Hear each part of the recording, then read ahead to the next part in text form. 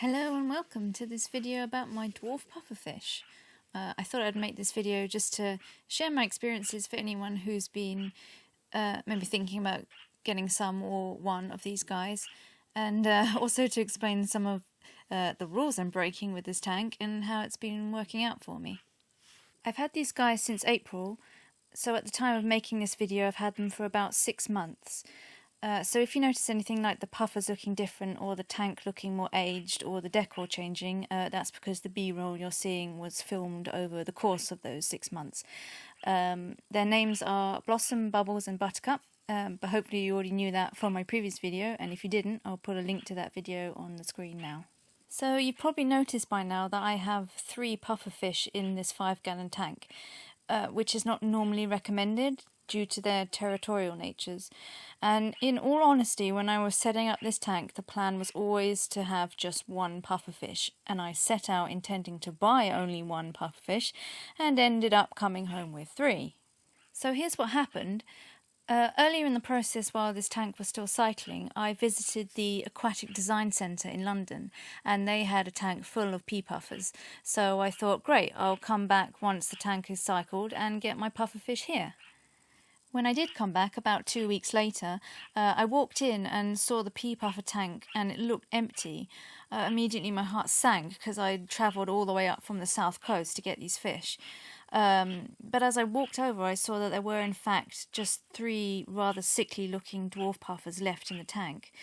So I thought, right, I'm just going to get one of these before anyone else does, and asked a member of staff for help. She said to me that they'd had one customer come in who'd bought basically the entire tank full of dwarf puffers, and these were the only ones left. And as she was getting the net, she asked me how many of them I wanted, and I said, well, it's a 5-gallon tank, so I guess just the 1. And she said that I could have all 3 if I wanted, and that they would be okay together. So I know that this could have been a money-motivated thing, but at the same time, this is not a big chain pet store like Pets at Home or Petco.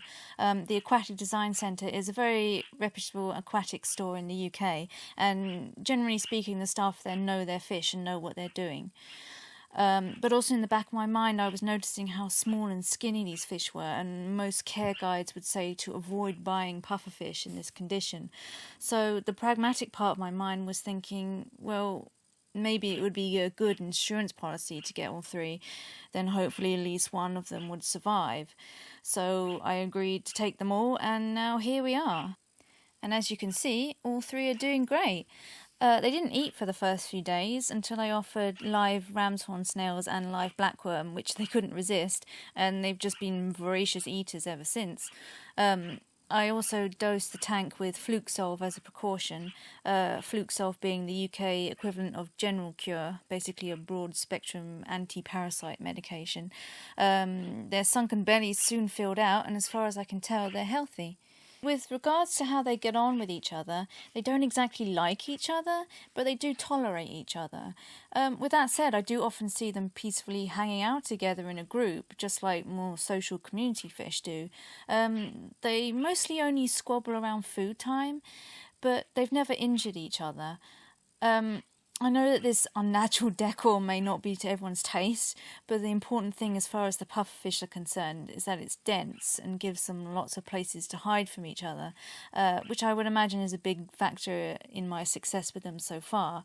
I'm not actually sure of their genders.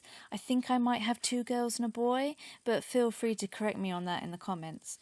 And then, of course, there are the shrimp, which are another thing that most people will say you should never keep with dwarf puffers. But again, I haven't had any problems. I think this is largely due to 2 things, one being that I added the shrimp first, and 2, the decision to get Armano shrimp as opposed to something like cherry shrimp was a very deliberate one. The Armano shrimp are almost 3 times the size of the pufferfish, and the puffers just don't seem to even register them as a potential food source. Likewise, the shrimp are very peaceful. They can get a bit feisty when there's food around, but they don't have the capacity to harm a pufferfish. So, while I wouldn't exactly recommend that everyone go out and put 3 dwarf puffers in a 5-gallon, I think this does serve as an example of how it can work in some instances, and is not quite the bloodbath that some people make it out to be. With that said, I am aware that some people have reported their dwarf puffers getting on well for the first few months and then suddenly attacking each other, so I'm definitely keeping a close eye on things, but for now everything seems to be going well. So if this video was in any way helpful or entertaining to you, please consider giving it a thumbs up and subscribe for more content featuring these three little beans and my other exotic pets. I have some very interesting projects coming up involving some very unusual aquatic creatures, so stay tuned for that. Thanks for watching and goodbye.